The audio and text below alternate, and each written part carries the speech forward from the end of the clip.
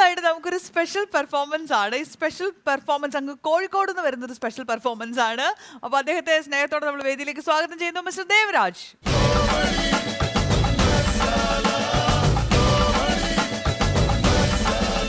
അപ്പോൾ ഞങ്ങൾക്ക് വേണ്ടി ഇന്ന് എന്താ സ്പെഷ്യൽ ആയിട്ട് ചെയ്യാൻ പോകുന്നത്? ഞാൻ ആദ്യം മുതുകാട് സാറിൻ്റെ ശബ്ദം, ഗോപിനാഥ് മുതുകാടിൻ്റെ ഇവർ കുട്ടികളൊക്കെ ഉള്ളല്ലോ, അപ്പം പുള്ളി ഈ ഇൻ്റർവ്യൂവിലൊക്കെ സംസാരിക്കുന്ന അദ്ദേഹത്തിൻ്റെ ഒരു ശൈലി ഒന്ന് ചെയ്യാം. മാജിക്കിനെ കുറിച്ച് പറയുകയാണെങ്കിൽ ഒരുപാട് കാര്യങ്ങൾ പറയാനുണ്ട്. കാരണം ഒരു കാലത്ത് ഗോപി എന്ന് പറയുന്ന കൊച്ചുകുട്ടിയായിരുന്നു ഞാൻ. ഒരു മജീഷ്യനായി മാറിയിട്ടുണ്ട്. പിന്നെ എന്നെ ഏറ്റവും കൂടുതൽ സ്വാധീനിച്ചിട്ടുള്ളത് പ്രൊഫസർ വാഴക്കുന്ന മുതിരുടെ മാജിക്കുകളാണ്. അദ്ദേഹത്തിൻ്റെ മാജിക്കുകൾ കണ്ടിട്ട് ഞാൻ അതിനോടുള്ളൊരു ഇഷ്ടം കൊണ്ട് ഞാൻ വീട് വിട്ട് ഇറങ്ങിപ്പോയിട്ടുണ്ട്. അച്ഛനുമായിട്ട് പിണങ്ങിയിട്ടുണ്ട്. ഞാൻ ഡൽഹിയിൽ താമസിച്ചിട്ടുണ്ട് ഒരുപാട് കാലം. അതിനുശേഷമാണ് ഞാൻ കേരളത്തിലേക്ക് തിരിച്ചു വരുന്നതും മാജിക്കിനെ കൂടുതൽ സീരിയസ് ആയിട്ട് കാണാൻ തുടങ്ങിയതും. അപ്പോൾ നമ്മൾ എന്ത് കാര്യം ചെയ്യുകയാണെങ്കിലും മനുഷ്യ മനസ്സിൻ്റെ നന്മയുടെ ഭാഗത്തൂടെ മാത്രം സഞ്ചരിക്കാൻ പഠിക്കുക. Right, thank you, that's magic. Okay.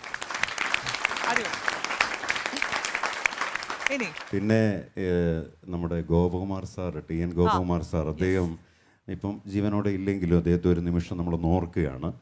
എന്ന് നിന്റെ മൊയ്തീൻ, ഇതിലെ മൊയ്തീനായിട്ട് മൂപ്പര് ഉണ്ടായിരുന്നെങ്കിൽ എങ്ങനെ ആ ഡയലോഗുകൾ പറയും എന്നുള്ളതാണ്. ഈ പുഴയുടെ കര പിടിച്ച് നടന്നാലെത്തുന്നത് അറബിക്കടലിലേക്കാണ്. അതിനെ എത്ര കടവത്ത് ഏത് തോണിക്കാരൻ കുത്തി നിർത്തിയാലും ഇരുവഴിഞ്ഞിപ്പുഴ അറബിക്കടലിൽ തന്നെ എത്തിച്ചേരും. ഇരുവഴിഞ്ഞിപ്പുഴ അറബിക്കടലിനുള്ളതാണെങ്കിൽ കണ്ണാടി ഗോപകുമാറിനുള്ളതാണ്. നന്ദി, നമസ്കാരം. അത് അപ്പോൾ പിന്നെ ചെയ്യാറെന്ന് പറഞ്ഞാൽ രാഷ്ട്രീയ നേതാക്കളുടെ ശബ്ദമാണ്. അത് എല്ലാവർക്കും തിരക്കാണ്, കാറുണ്ട്. അപ്പൊ കാറ് പോരാ, തീവണ്ടി വേണം എന്നൊരു തീരുമാനം. അപ്പൊ തീവണ്ടി ഒരു സാധാരണ സ്പീഡിൽ പോകുമ്പോൾ നമുക്കറിയാം തീവണ്ടീൻ്റെ ഒരു താളം എന്ന് പറയുന്നത് ഈ ഒരു താളത്തിലാണ് പോവുക. അപ്പോൾ നമ്മൾ ഓരോരുത്തർക്ക് ഓരോ ട്രെയിൻ വാങ്ങിച്ചു കൊടുത്തു കഴിഞ്ഞാൽ അവരത് സ്റ്റാർട്ട് ചെയ്യുന്നതും അത് ഓടുമ്പോൾ ഉണ്ടാകുന്ന ശബ്ദം. അച്യുതാനന്ദ സാറിന് ആദ്യം നമ്മൾ ട്രെയിൻ കൊടുക്കുന്നു, മൂപ്പരത് സ്റ്റാർട്ട് ചെയ്യുന്നു, പിന്നെ അത് ഓടുമ്പോൾ ഉണ്ടാകുന്ന ശബ്ദമാണ്.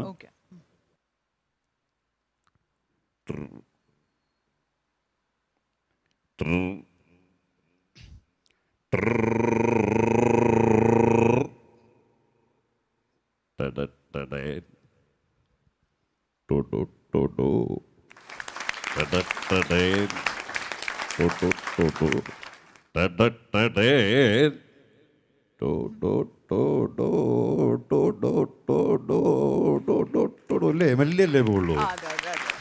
കഴിഞ്ഞ മുഖ്യമന്ത്രി ഉമ്മൻചാണ്ടി സാർ, മുപ്പത്തെ തീവണ്ടി എന്ന് പറഞ്ഞാൽ കുറച്ചും കൂടി ഒരു വ്യത്യാസം ഉണ്ടാവും. ഒരു ബേജാറും വെപ്രാളും ഒക്കെ ഉണ്ടാവില്ല. അതായത്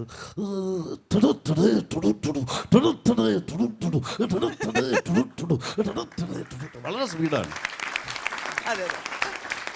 നമ്മൾ വായിൽ കൈയിട്ടാലും കടിക്കാത്ത ഒരാൾ എന്ന് പറയുന്ന ഒരു വ്യക്തിയാണ് AK ആന്റണി സാർ. അപ്പം മൂപ്പരുടെ തീവണ്ടി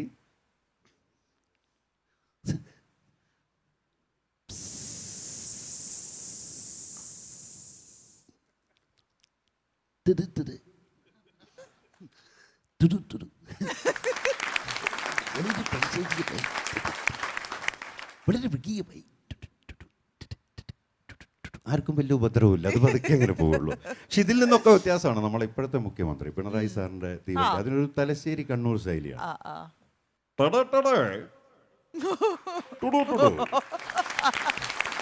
അങ്ങനെ വരുമ്പോ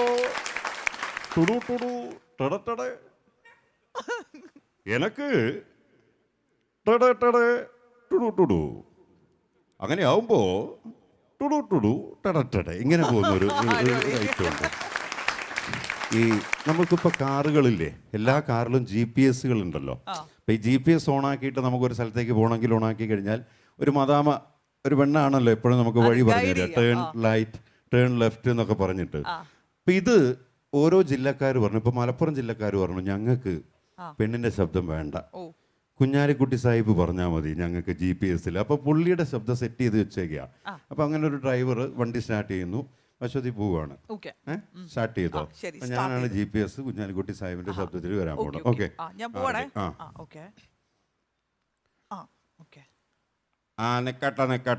നിക്കട്ടെ, വഴി തെറ്റിയിട്ടുണ്ട്. അവിടെ നിന്ന് മെല്ലെ നമ്മുടെ കൂട്ടിലങ്ങാടി ലീഗ് ഓഫീസിൻ്റെ അടുത്തുനിന്ന് വലത്തോട്ട് തിരിഞ്ഞിട്ട് കുറച്ചും കൂടി മുന്നോട്ട് പോകുമ്പോൾ തങ്ങളുടെ ആ വീടിൻ്റെ അടുത്തുനിന്ന് ഇടത്തോട്ട് തിരിയുക. എന്നിട്ട് കുറച്ചും കൂടി അങ്ങോട്ട് മുന്നോട്ട് പോയി അവിടെ അങ്ങോട്ട് സ്റ്റോപ്പ് ചെയ്യുക. മനസ്സിലായോ? ഈ GPS തന്നെ നമുക്ക് കണ്ണൂർ കൊണ്ടുപോവാം. പിണറായിയുടെ ശബ്ദത്തിൽ ഓക്കെ ഓക്കെ ആ പോവാണ്. ശരി സ്റ്റാർട്ട് ചെയ്തോ? സ്റ്റാർട്ട് ചെയ്തു. ഇടത്തോട്ട് കുറച്ചുകൂടി മുന്നോട്ട് പോയിട്ട് വീണ്ടും ഇടത്തോട്ട് നായനാർ സ്മാരക മന്ദിരത്തിൻ്റെ അടുത്തുനിന്ന് ഇടത്തോട്ട്. ഈ വണ്ടി വലത്തോട്ട് പോവില്ല. പിന്നെ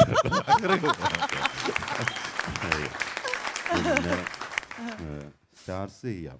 സ്റ്റാർസ് ഓക്കെ. സ്റ്റാർസ് അതിൽ ഒന്ന് നമ്മുടെ കോഴിക്കോട്ടുകാരനായിട്ടുള്ള നമ്മുടെ പ്രിയപ്പെട്ട ഒരു സുഹൃത്തു കൂടിയാണ് കലിംഗ ശശിയേട്ടൻ്റെ പ്രാഞ്ചിയേട്ടൻ്റെ ഡയലോഗ് ചെയ്യാം. നേരം വെളുത്തപ്പം മുതൽ ഓരോരുത്തരും വിളിച്ച് ചോദിക്കാൻ തുടങ്ങിയ പത്മശ്രീ ഫാൻസി സാറുണ്ടോ, പത്മശ്രീ ഫാൻസി സാറ് പുറത്തു പോയോ, അവിടെ വന്നു കഴിഞ്ഞാൽ പത്മശ്രീ ഇങ്ങോട്ട് കാട്ടിത്തരൂ, ഇങ്ങോട്ട് വരട്ടെ കാട്ടിക്കൊടുക്കണ്ടേ പത്മശ്രീ. അല്ല ഉച്ചയ്ക്ക് ചോറിന് എത്ര ആളുണ്ടാവും, അതാണ്ട് പറഞ്ഞാൽ പോരുന്നാലും. ആ താങ്ക് യു. എല്ലാ വേദികളിലും ചെയ്യുന്ന അല്ലെങ്കിൽ കൂടുതൽ ചെയ്തിട്ടുള്ള ഒരാളുടെ ശബ്ദമാണ് ലാൽ സാറിന്റെ ശബ്ദം. മോഹൻലാൽ അല്ലേ? താടി വെച്ചതാ. അതെ, അത് കന്മതം.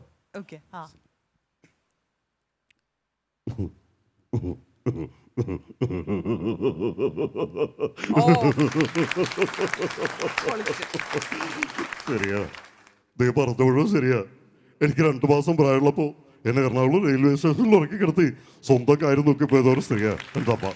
അങ്ങനെയുള്ള എനിക്ക് നിന്റെ അമ്മ ചത്തുതായിട്ടാ ശരിയാ വരിക. ബോംബെയിൽ ഒരു തെരുവിൽ ഒരുമിച്ച് കളിച്ച് ഒരുമിച്ച് വളർന്നവരാ നമ്മള്.